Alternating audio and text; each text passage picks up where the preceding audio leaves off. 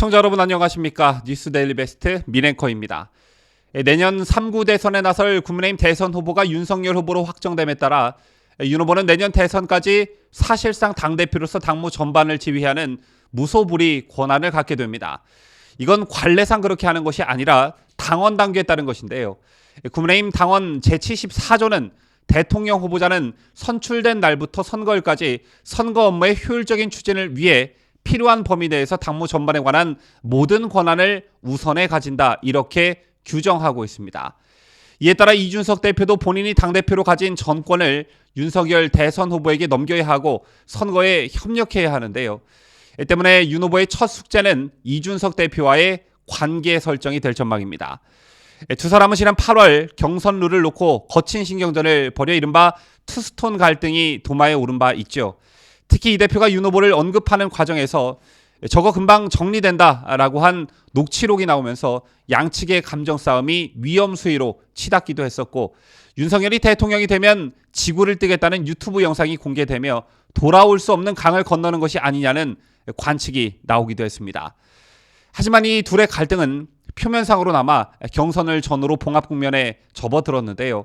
그렇다고 갈등의 물씨가 완전히 꺼진 것이냐, 꼭 그렇게 낙관할 수도 없는 상황입니다.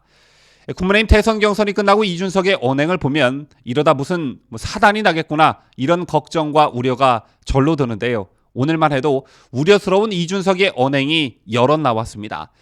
사사건과 참견을 하고 있는 것인데, 이준석이 무한 책임을 지는 당대표라는 점에서 참견이란 단어 자체가 지나친 표현일 수는 있겠으나 지금은 대선 전국이고 모든 포커스는 대선 후보에게 맞춰줘야 합니다.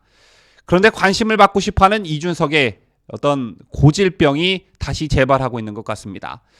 오늘 이준석은 언론 인터뷰와 SNS를 통해 윤석열 후보에게 여러 가지 조언을 했습니다.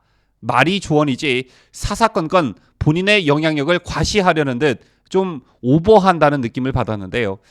특히 이준석 대표는 오늘 아시아경제와의 인터뷰에서 윤석열 후보에게 여러 가지 주문사항을 늘어놓았습니다. 그 내용을 요약해보면 이렇습니다. 의리 인정에 얽매여 사람을 제대로 중용하지 못하면 뼈아픈 패배를 자초할 수 있다. 향후 대선 조직을 김종인 전 국민의힘 비상대책위원장 중심으로 꾸려야 한다. 국민 언론과 소통 방식을 바꿔라.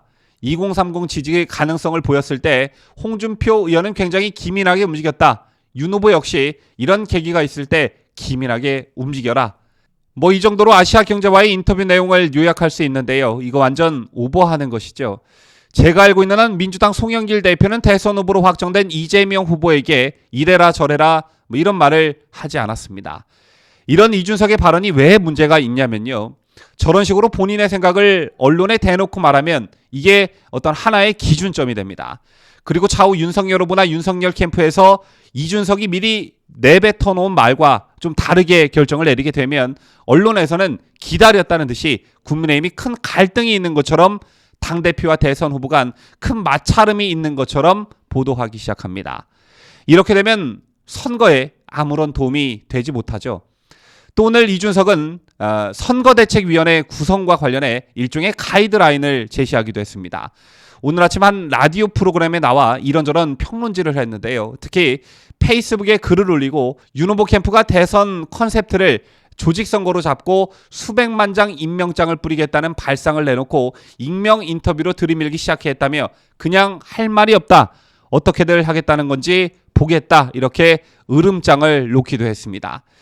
이 대표는 그러면서 익명의 윤 후보 캠프 관계자가 대선은 선대위 임명장을 수백만 장 주는 게 가장 효율적인 선거운동이다. 대선을 치러보지도 않은 사람들이 제 밥그릇 챙기려고 남의 밥그릇 걷어차고 있다. 이렇게 반박한 언론 보도를 공유하기도 했습니다.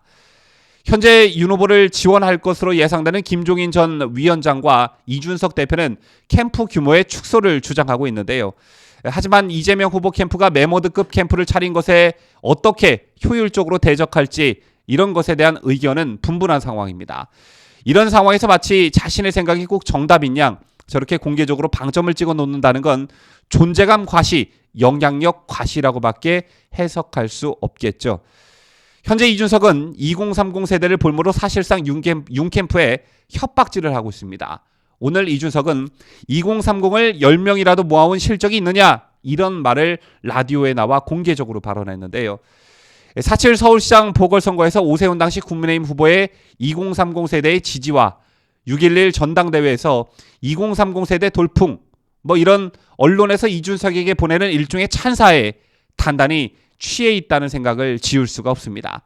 자, 과연 지난 4.7 서울시장 보궐선거의 승리가 단연 2030 세대 지지 때문이라고 판단하는 국민이 얼마나 될까요?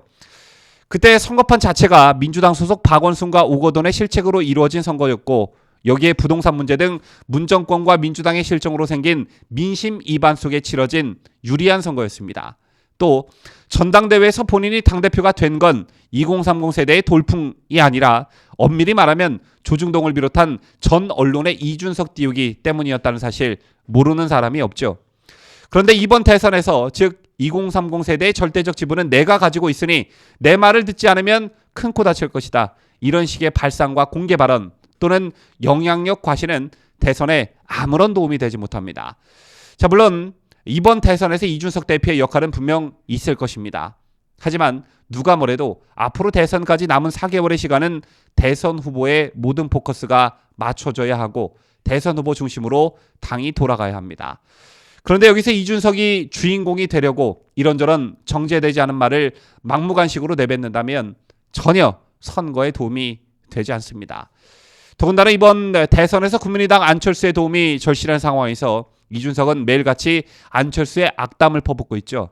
또 이준석이 가지고 있는 정치 성향상 우리공화당, 국민혁명당 그리고 여타 자유우파 세력과 어떤 큰 틀에서 통합하는데 큰 역할을 해줄 거란 기대를 가지기도 어렵습니다.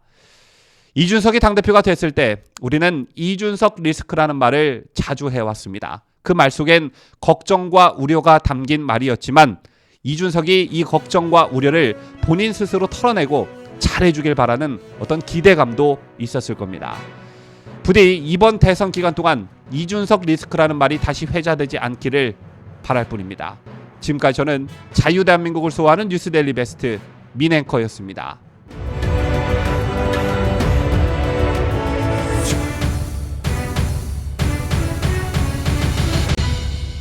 함께해요. 뉴스데일리 베스트.